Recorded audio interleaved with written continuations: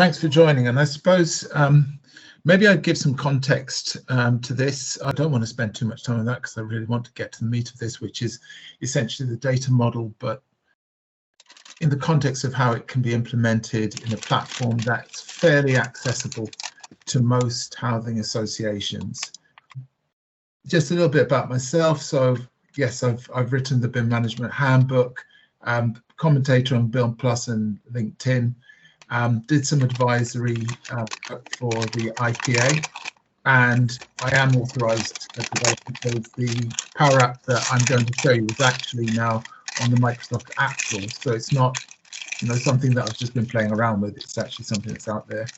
And yes, I've done about 30 years, 3 decades of this type of work, going back into the early 1990s and so on. Okay, what I'm going to be showing you is very much about what we call low code. And one of the real powers of that is that instead of what we call full stack developers, who are very often going to great lengths and great cost, essentially, to develop these applications. And of course, they need to recoup that cost. Low code means that you can deliver the tools a lot faster.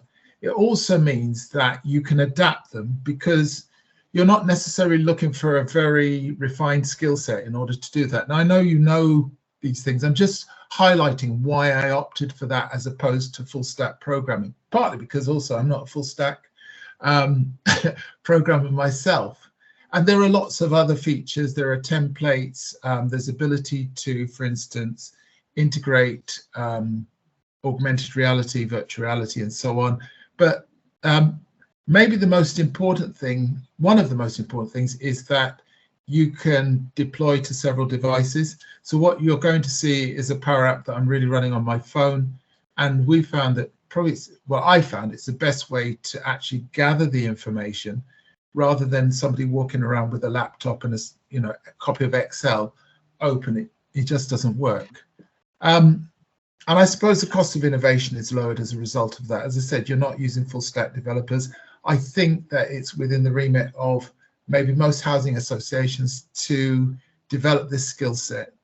And it does mean that rather than people kind of tinkering away in the background, embracing low code probably means that brings it into the, if you want to say, the governance of the overall organization, rather than people tinker away, with their own apps and that sort of thing. You can, in a sense, create a staging area and then use that to identify the best, maybe refine them, and then those become actual applications that are used by the organization.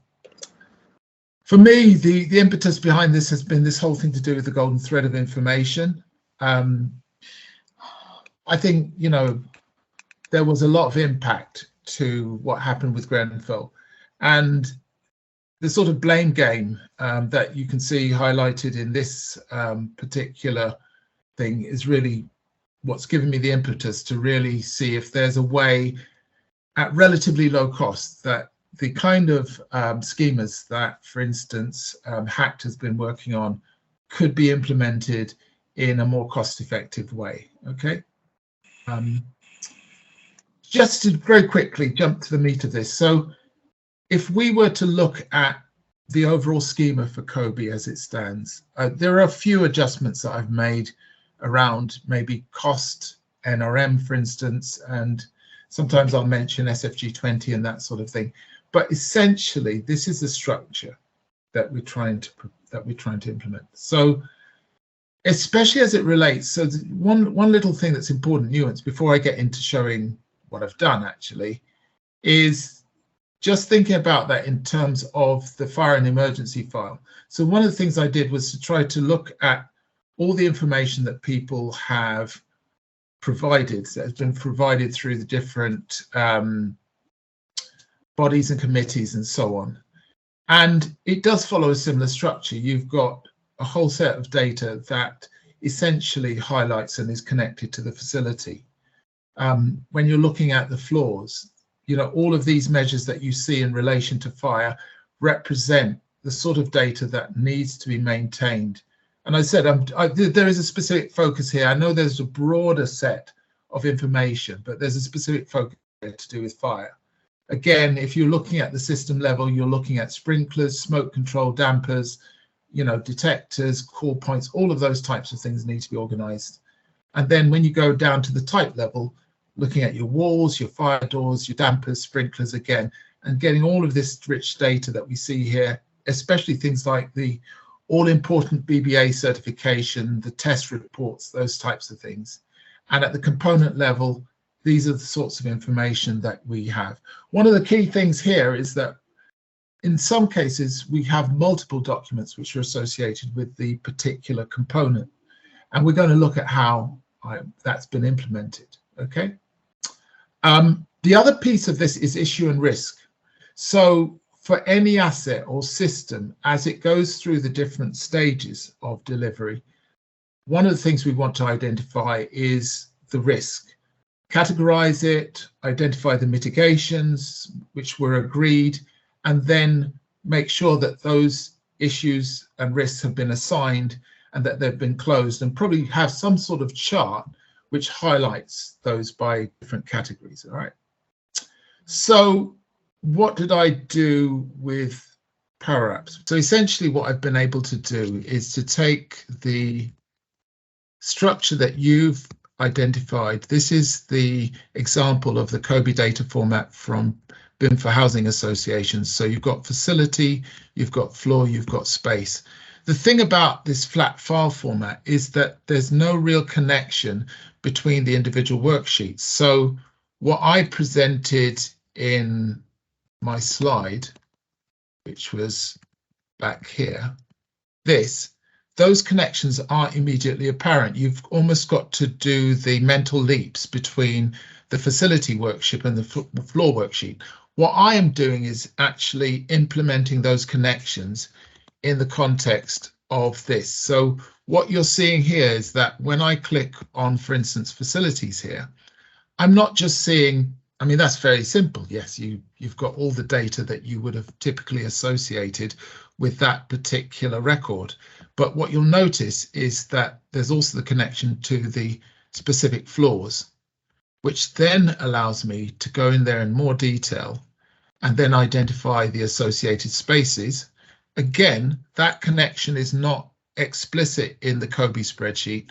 What I'm doing is implementing it on a platform that is fairly accessible. I mean, PowerApps sitting on top of SharePoint is not going to cost people an arm and a leg, yeah? What you'll also see is that the associated documents have been also applied to that particular floor. At any point, I can walk back through this structure and look at those documents which are specifically associated with the entire building. So for instance, the kinds of things that you would associate at the facility level would be the fire safety report, for example, which you can sort of see here. Yeah, you wouldn't expect that to be associated with specific floors. And the point I'm making here is that you've got a fairly, I'll just open that out a little bit more so you can sort of see it. You've got a fairly accessible interface, which is what you can see here, but then you've got the connection to the respective documents. The question as to where this is stored, the documents themselves are stored in SharePoint. So whatever security measures that you implement for SharePoint are immediately applicable to these documents. It's not trying to do something clever and putting it somewhere that's outside of your control. It's all part and parcel of it. What you'll also see then is that if we look at, and this was something I was showing, I can go down to different levels. So I can look at the systems, the spaces, the types, but that connection remains in force regardless of which of these. So if I look at the asset level, for instance, which we would be equivalent to the component tab, you can see here that all of the data that is typically associated with those items, if I go to edit, essentially this is the format of those items. What I've done is implement, and this is quite important, I've implemented SharePoint document management, which allows me then to attach different documents to any level, but again, all of the documents are stored in SharePoint. What I'm also able to do is to create issues and risks that are associated with any of these. So essentially, I'll get this type of form that's being generated. Associated with those issues and risks, just to take you back to that very quickly, is that you'll notice that I've got an issue risk register, which is here. This just shows you a few of the issues and risks which we've generated.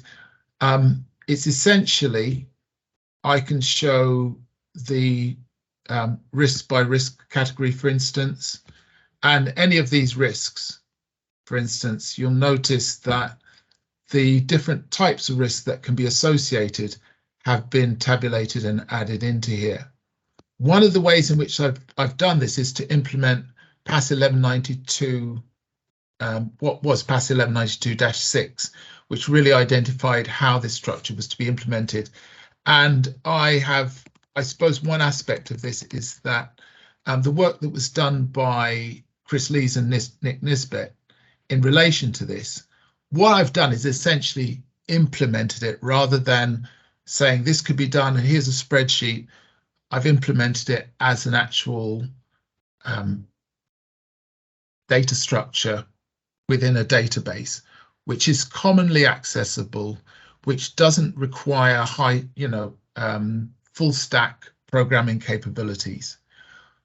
For me, my view is I'd like to work with somebody who to transfer skills and knowledge. I don't intend to handhold, but I do think that there's nothing wrong with me transferring skills and knowledge to somebody who can implement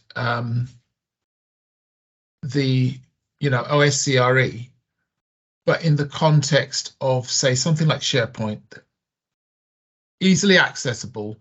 Housing associations should be able to work with it. So what did I do in terms of PowerApps? So essentially what you're seeing is a Microsoft Power App. If you can structure the information by both the floor and by specific spaces, which is what most people work with, then you can start to identify the different assets.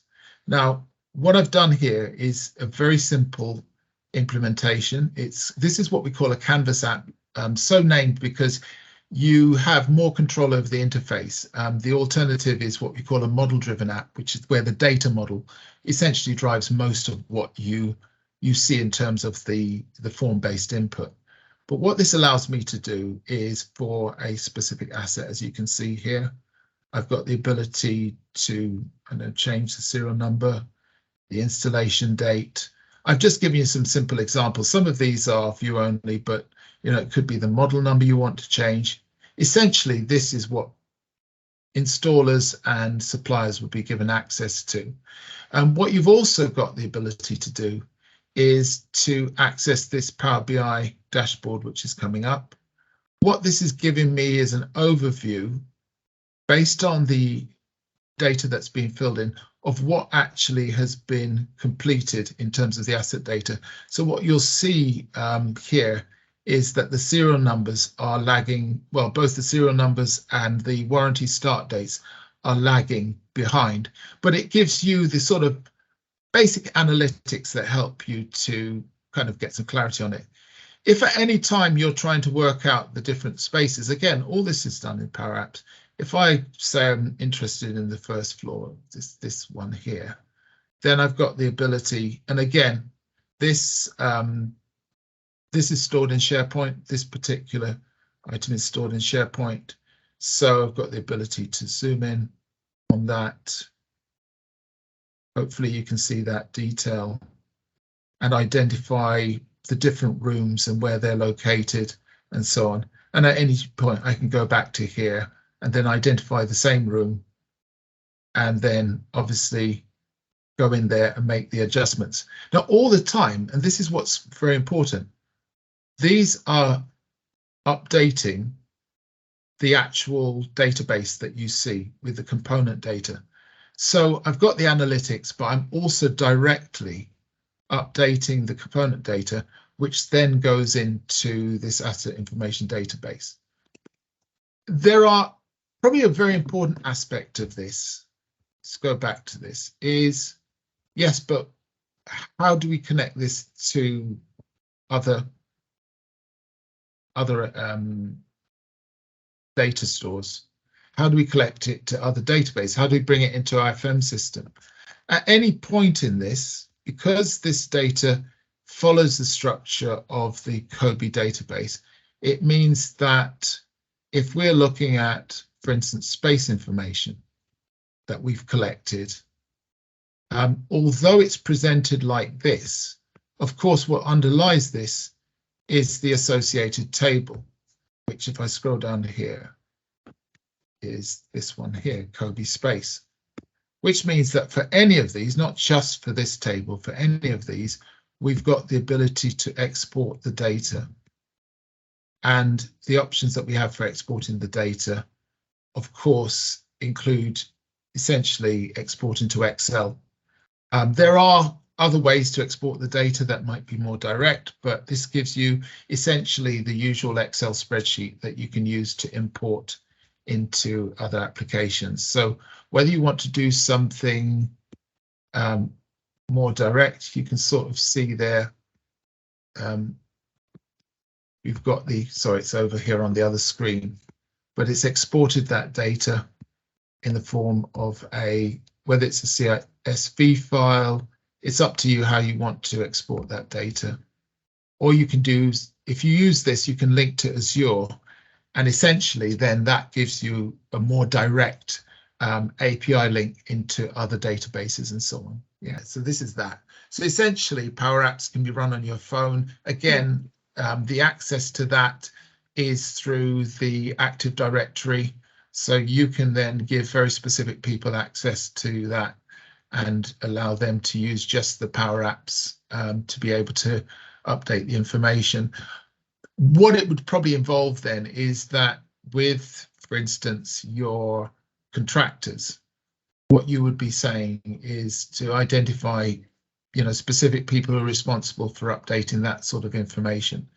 What has happened typically is that the design team will generate the core information, the core COBE information, and probably the best way to see that is the PowerPoint that I showed you a bit earlier, this one.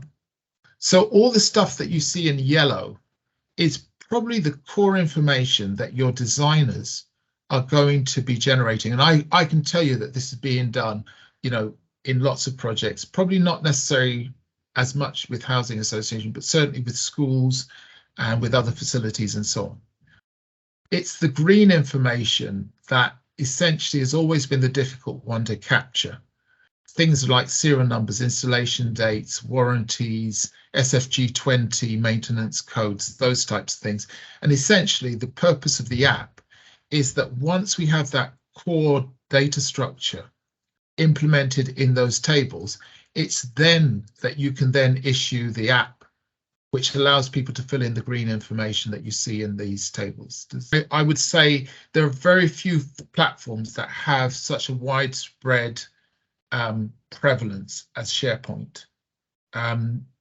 So trying to develop it on another platform only incurs greater costs than most housing associations would be keen to implement. Whereas doing something on a platform like SharePoint with Power Apps does mean that you're going to, you know, deliver the greatest benefit to the greatest number of people.